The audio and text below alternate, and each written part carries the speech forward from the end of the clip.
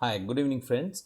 आज से हमारा चैनल जो है हम हिंदी में प्रसारित करेंगे, क्योंकि बहुत सारे दर्शकों का ये मानना था कि ग्रेटर रिच और सबकी सुविधा के लिए हम अपना चैनल अंग्रेजी में ना करते हुए उसको अगर हिंदी में करें तो काफ़ी बेहतर होगा।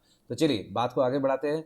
तो आज जो दिन की शुरुआत हो, आज काफ़ी वोलाटाइल और एक चॉपी और एक अनसर्टेन सा दिन था। और दिन की शुरुआत में खुलते ही आप ये 15 मिनट का चार्ट आपके सामने है निफ्टी का। निफ्टी ने 15,565 से सीधा पहले 15 मिनट में 60 पॉइंट की करीबन करीबन गिरावट दे दी। और जैसे ही ये वाला कैंडल फॉर्म हुआ तो उसके बाद जो है आम निवेशक और रिटेल ट्रेडर्स जो है उनकी मानसिकता इमीडिएटली बिगड़ जाती है। देखिए, मैं हमेशा से कहते आ रहा हूँ और ये मेरा मानना भी है कि जो डे ट्रेडिंग हो, इंट्राडे ट्रेडिंग हो, इवन स्विंग ट्रेडिंग हो, खास करके डे ट्रेडिंग जो होता है, डे ट्रेडिंग टेक्निकल्स ओनली 10% है। बाकी 90% आपकी मार्केट की साइकोलॉजी है। और रिटेल ट्रेडर्स हमेशा, जो 90% रिटेल ट्रेडर्स है, हमेशा मार्केट की साइकोलॉजी पे वो बह जाते हैं without actually believing in the trading setup itself. तो चलिए, उसके बाद जो हुआ कि यहाँ पे जैसे ही ये मार्केट नीचे आई तो उसके बाद सेकंड वाला कैंडल जो है वो ऊपर की तरफ गया, उसके बाद फिर से थर्ड कैंडल जो है वो नीचे की तरफ आया। अब यहाँ पे लोगों ने शायद यहाँ पे भर भर के पुट खरीद लिया होगा। और जिन्होंने यहाँ पे पुट खरीदा है, आप देखिएगा कि उनको दिन भर में फ़ायदा कुछ खास हुआ नहीं।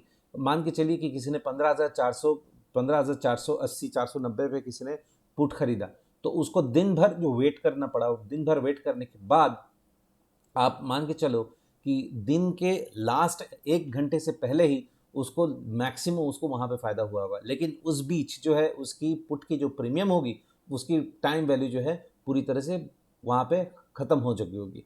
बहरहाल, हमारा जो व्यू था वो शुरू से ये था कि हम बुल मार्केट में कभी भी हम लोग शॉर्टिंग के बारे में ना सोचे, बल्कि हम सोचे बाइंग ऑन डिप्स के बारे में। तो मैंने भी वही किया। पहला मैंने जब देखा, पहली हमारी ये वाली जो एक आप देखिएगा, एक dragon fly doji type candle यहाँ पे जब फॉर्म हो रहा था, तो मैंने यहाँ पे एंट्री लेने की कोशिश की with a small stop loss. 15,500 पे मैंने एंट्री लेने की कोशिश की with a small stop loss of 15,485। बहरहाल मेरा वो स्टॉप लॉस इमीडिएटली हिट हो गया। लेकिन उसके बाद मैं शांत बैठा रहा। मैंने ये कोशिश किया देखने के लिए कि मार्केट अपनी रंग क्या दिखाती है, उसको वेट किया मैंने। Let it show its own hand, ठीक है, उसके बाद हम देखेंगे। तो जब देखा मैंने कि मार्केट ने बॉटम बना लिया था, देखिए मैं फिर से कह रहा हूं कि बॉटम चाहे मार्केट कितना भी गिरे, लेकिन मैं पुट ऑप्शन नहीं खरीदूंगा। ये मेरा पहले से ही मन में तय तय था। ये अपने आप को संभालने वाली चीज होती है।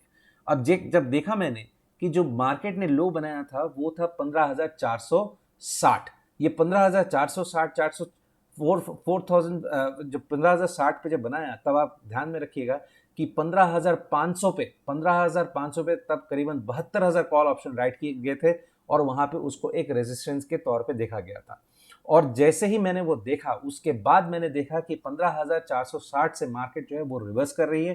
पहला ये वाला कैंडल आया, ये कैंडल के बाद ये एक उसने फिर से ग्रेवस्टोन डोजी टाइप एक कैंडल बनाने की कोशिश करी, या आप इसको एक शूटिंग स्टार कैंडल भी कह सकते हो। लेकिन शूटिंग स्टार कैंडल के बाद होता क्या है कि नॉर्मली आप कंफर्मेशन की वेट करते हो कि फिर से दूसरा वाला कैंडल है वो नीचे की तरफ आता है या ऊपर की तरफ आता है। जब ये नीचे की तरफ न आके ऊपर की तरफ जाने लगा, तो तब मुझे पता चला कि अब यहाँ पे बेरिश पैटर्न बनना ऑलमोस्ट ऑलमोस्ट बहुत मुश्किल होता जाएगा। और फिर मैंने वेट किया 15,400, 500 का। 15,500 के करीब करीब जैसे ही आया था, करीबन 15,497 पे मैंने इन द मनी वहां पे कॉल ऑप्शन खरीद लिया था। और वो करीबन खरीदा था मैंने, मेरे ख्याल से 24 या 27 रुपए में, मुझे एग्जैक्टली याद नहीं है। और वो आपके दिन के एंड होने तक करीबन करीबन आपके 70 रुपए तक चला गया था। खैर एनीवे, उसको मैंने फिर जाके बुक किया, मैंने करीबन 62 रुपए पे उसको मैंने बुक किया था। तो ये यहां से लेके आप अगर देखोगे, ये यहाँ से लेके मैंने जो अपना रिज्म बनाया, करीबन करीबन मुझे यहाँ पे 70 पॉइंट का यहाँ पे फ़ायदा हो गया था। तो ये 70 पॉइंट मैंने कैप्चर किए। जैसे ही मैंने देखा कि ये 90 के ऊपर नहीं जा सकता, क्योंकि 15,600 पे इसका कॉल ऑप्शन काफ़ी राइट हो चुकी थी और वहाँ पे इसको रेजिस्टेंस फेस करना ही था। अब इसमें ध्यान रखिएगा कि जैसे ही 15,530 उसने क्रॉस किया, उसके बाद की जो रैली थी वो पूरी तरह से एक शॉर्ट कवरिंग थी। उसमें मार्केट का अलग से कुछ करने की ज़रूरत नहीं थी। शॉर्ट कवरिंग के चक्कर में जो है मार्केट अपने आप ही ऊपर चलेगी। तो ये यहाँ पे मैंने ये अपना जो ट्रेड था वो मैंने भी लिया और मैंने मेरे क्लाइंट्स को भी दिलवाया। अब उसके बाद बात करते हैं, चलिए ये यहाँ पे ज़रा बैंक निफ्टी की भी ज़रा बात कर लेते हैं।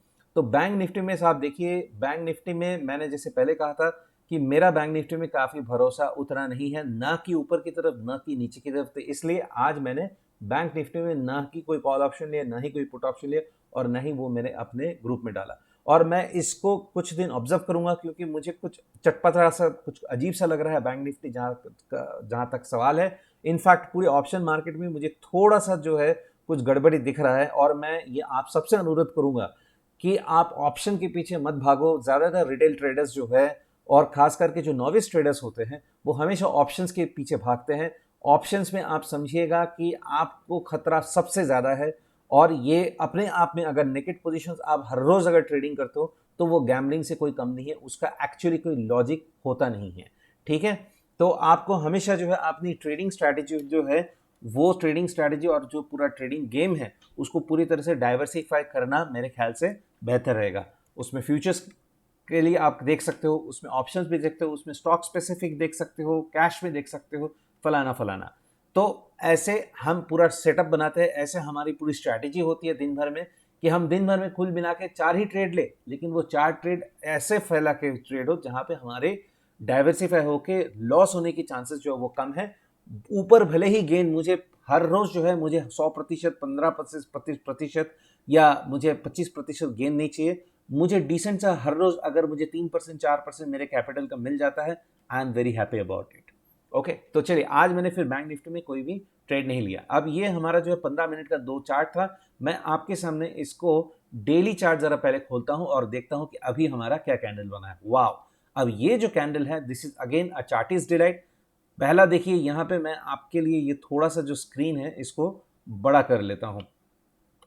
हाँ, तो ये वाला देखिए, ये वाला जो अपने आप में कैंडल था, ये कैंडल एक बड़ा सॉलिड सा एक बुलिश कैंडल था। और आपको अगर याद हो कि मैंने कल ये वाली कैंडल देख के बोली थी कि ये कैंडल एक्चुअली रेड कैंडल होते हुए भी इसको आप बेरिश कैंडल नहीं बोल सकते हैं, ये बेसिकली थोड़ा सा इनडिसाइसिव टाइप कैंडल है। और मैंने आपको ये भी बोला था कि मैं इसके लिए वेट करूंगा कि इसके बाद वाला कैंडल, मतलब आज का कैंडल कैसा हो, उससे फिर हम पता कर सकते हैं कि जो हमारी आने वाली जो 3-4 दिन है, या ये हफ्ता जो बाकी 3 दिन रहेगा, उसमें मार्केट की दिशा जो है वो किस तरफ रहेगी।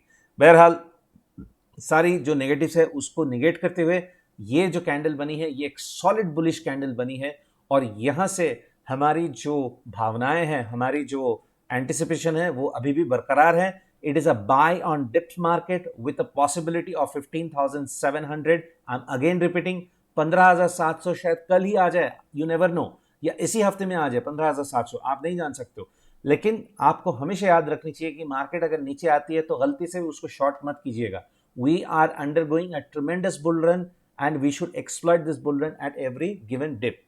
Similarly, अगर मैं बैंक निफ्टी की बात करूं तो यहां पे अगेन मैं वही चीज बता रहा हूं कि बैंक निफ्टी का जहां तक सवाल है, वहां पे डेली चार्ट में अगर आप देखोगे तो डेली चार्ट बहुत ही बढ़िया बना है, फिर से एक बुलिश कैंडल टाइप बनी है। ये एक्चुअली में मैंने इसको बड़ा किया हुआ है, so it may look like a spinning top, लेकिन I can assure you that this is not the case. This is basically a dragonfly doji kind of a thing, which is considered to be a very bullish candle.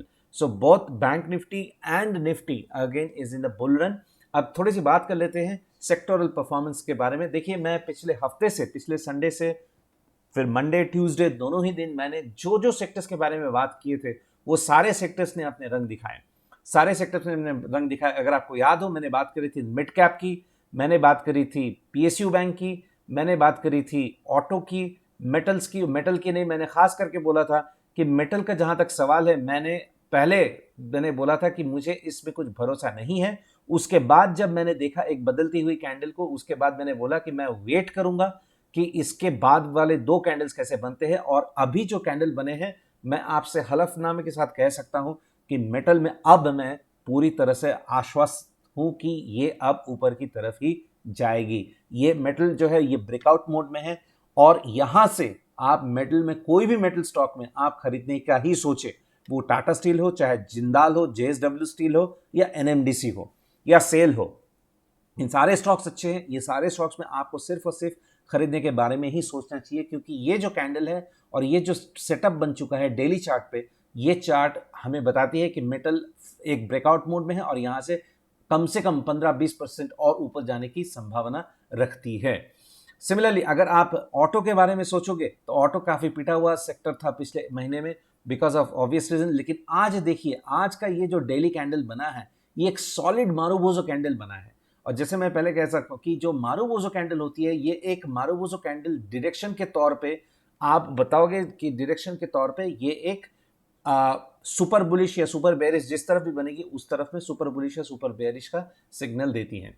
सो इसके बाद शायद आपको bullish continuation pattern दिखता हुआ दिखे आपको Nifty auto में, तो इस पर खासा ध्यान रखिएगा। सिमिलर मेटल के बारे में हमने ऑलरेडी बात की हुई है। पीएसयू बैंक, अब इसके क्या कहने, ये बुलिश कंटिन्यूएशन ऑलरेडी है। अगर आप ये 3 कैंडल देखोगे, ये कैंडल की जो कंटिन्यूएशन है ये कंटिन्यूएशन आपको सही तरह से दिखाती है कि it is nothing but a beautiful bullish continuation only. PSU banks में मैं फिर से कह रहा हूं, लॉन्ग टर्म के बारे में सोचिए, इंट्राडे को छोड़ दीजिए। पीएसयू बैंक्स में आप लॉन्ग टर्म बारे में सोचिए, चाहे वो सेंट्रल बैंक हो, इंडियन बैंक हो, महाराष्ट्र बैंक हो, बैंक ऑफ बड़ौदा हो, कोई भी बैंक हो, आप लॉन्ग टर्म के बारे में सोचिए जो कम से आपके लिए 6 महीने का मैं टाइम अवधि बोल रहा हूं, आपको कम से कम जो है 25 से 40% की रिटर्न की उम्मीद वहां से रखनी चाहिए। उससे ज्यादा भी हो सकती है लेकिन मैं एक एस्टिमेट दे रहा हूं। तो ये हो गई हमारी सेंटर की बात।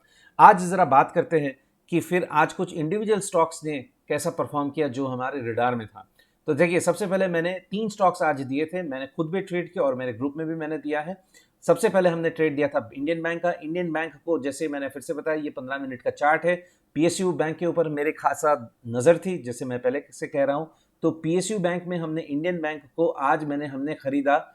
ये वाला कैंडल जब फॉर्म हुआ था 15 मिनट में करीबन करीबन इस कैंडल में हमने खरीदा इसको, और ये वाला कैंडल जैसे ही फॉर्म हुआ था तो हमारे मेरे ख्याल से 140 रुपए में हमने इसको खरीदा और हमने इसको क्लोज किया 143 पे क्लोज किया, 143.5 पे हमने इसको क्लोज किया। तो करीबन 3.5 रुपए हमने यहाँ से कमाए, अच्छे कमाए हमने।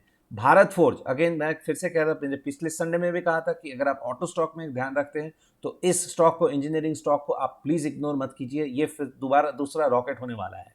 तो भारत फोर्ज में भी आज हमने ट्रेड लिया था और आज हमें जबरदस्त इसका फायदा हुआ। हमने यहाँ पे करीबन एंट्री ली थी, ये एंट्री पॉइंट था करीबन 676, और आज हमने पूरा ऊपर जाके आज हमने पूरी कंटिन्यूएशन पे स्कैल्प किया उसको 22 रुपए के लगभग हमने आज यहाँ पे गेन किया था। उसमें ट्रेलिंग स्टॉप लॉस लगा के मैंने करीबन मेरे जो भी होल्डिंग्स थे इंट्राडे के उसका 50% मैंने 686 पे बुक किया था और बाकी 50% उसको 698 पे उसके डे टॉप में मैंने उसको बुक किया।